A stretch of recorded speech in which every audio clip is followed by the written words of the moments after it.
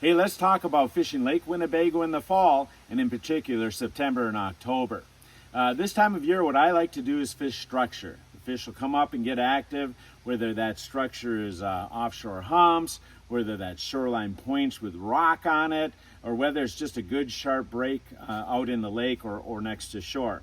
What I like to fish when I'm doing that is a jig, and in particular a jig with a ripple shad. Ripple shad is Berkeley's swim bait that I've been fishing for a lot of years on Winnebago.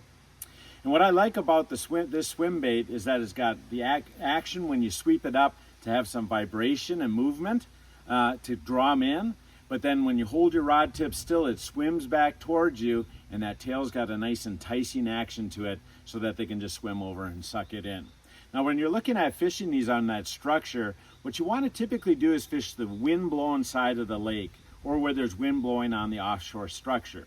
Because a lot of times what that does is move the fish up on top of the break and gets them more active.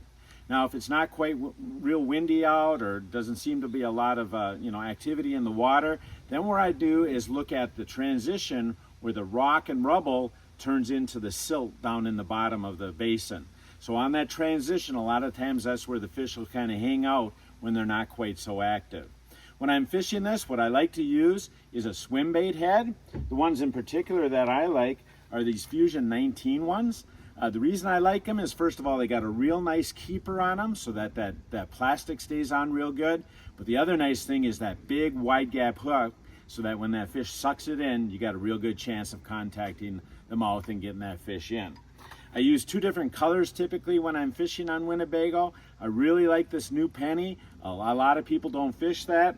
On a darker day, what I might go for there is like just a pearl white.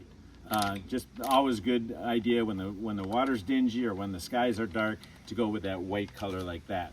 I use a 10-pound test fluorocarbon on here. I like the Pro Spec 100% fluorocarbon.